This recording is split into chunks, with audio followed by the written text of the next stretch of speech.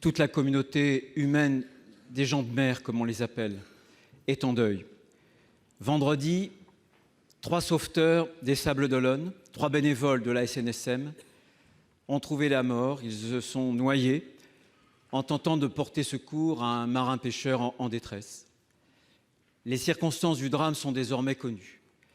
La mer était totalement démontée, mais lorsqu'ils ont reçu le signal de détresse relayé par le CROSS Setel, ils ne se sont pas posé de questions. Ce sont les mots qu'avec François de Rugy, nous avons entendus des rescapés. Ils n'ont pas hésité, ils y sont allés parce que c'est leur mission. Ils y sont allés parce que c'est leur raison d'être, et même de mourir malheureusement dans cette circonstance. Depuis que cette terre est battue par la marée sans fin de la vie et de la mort, tous ceux qui portent secours pour sauver des vies savent qu'un jour ils peuvent mourir. Pour eux, rien n'a plus d'importance que leur devoir, et parfois même le devoir jusqu'à l'ultime sacrifice. Le président de la République a décidé d'honorer ceux qui sont morts. Je pense que nous pourrions aussi honorer ceux qui restent vivants, parce que c'est le même courage, parce que c'est le même équipage. Monsieur le Premier ministre, je m'adresse à vous non pas en tant que chef de gouvernement. Je m'adresse à l'homme, à celui qui appartient aussi à ce peuple de la mer que je connais bien, qui a été merveilleusement décrit dans un ouvrage qui a fait date par Marc Elder.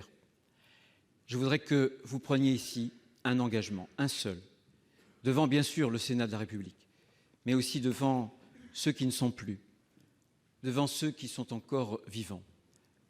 Je voudrais que vous puissiez vous engager à tirer toutes les leçons, dès lors que le moment de la décision sera venu, toutes les leçons de son drame. Merci, Monsieur le Premier ministre. Pour vous répondre, la parole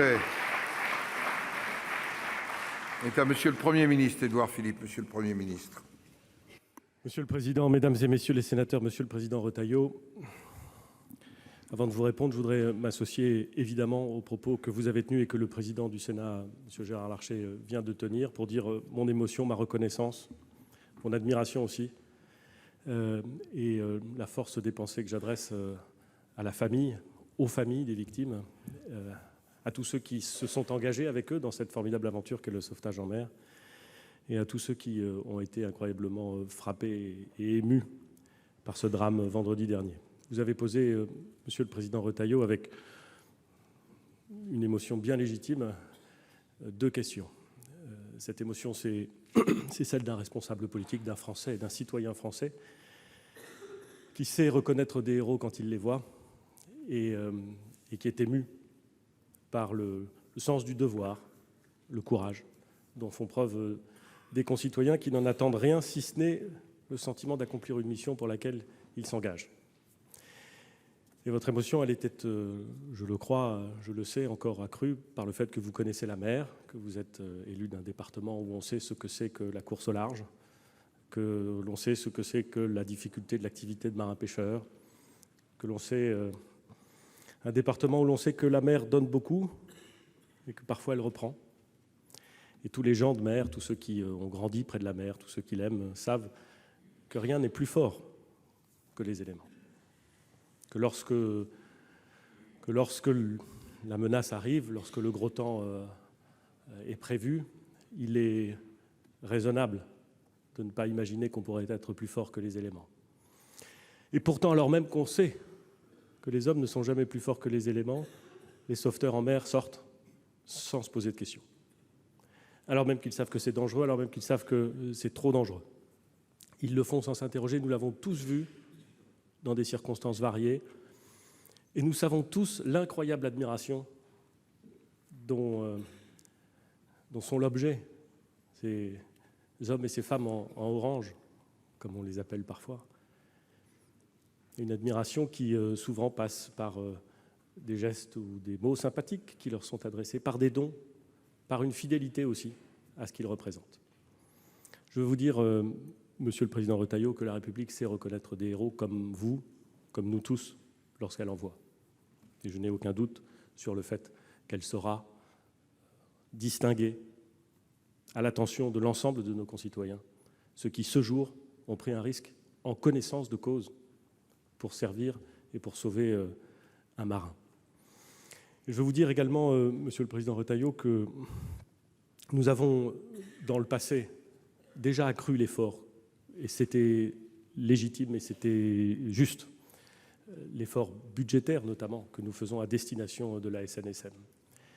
Je voudrais d'ailleurs attirer l'attention de l'ensemble du Sénat comme de l'ensemble de la représentation parlementaire sur le fait que nous avons considérablement accru les sommes qui sont données à la SNSM, mais en valeur absolue, elles ne sont pas très importantes.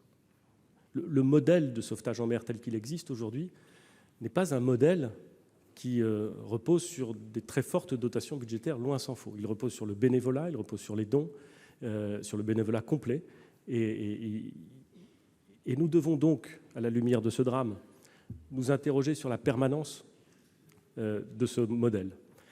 Vous savez, Monsieur le Président Retailleau, qu'en 2017, puis en 2018, j'ai personnellement présidé les comités interministériels de la mer, d'abord à Brest en 2017, puis à Dunkerque en 2018. J'ai l'intention de présider celui qui se tiendra en 2019. Et je propose qu'à l'ordre du jour du comité interministériel de la mer en 2019, nous nous interrogions sur le modèle du sauvetage en mer. Ce qu'il faut préserver, absolument, dans ses valeurs, dans ses compétences, et ce qu'il faut réparer ou peut-être développer. C'est une question qui intéresse tous les gens de mer, mais au fond, c'est une question qui intéresse tous ceux dans notre pays qui savent qu'il n'y a rien de plus beau que de servir ses concitoyens et que l'engagement de ces sauveteurs en mer, c'est exactement cela, servir ses concitoyens. Je vous remercie. Merci, monsieur.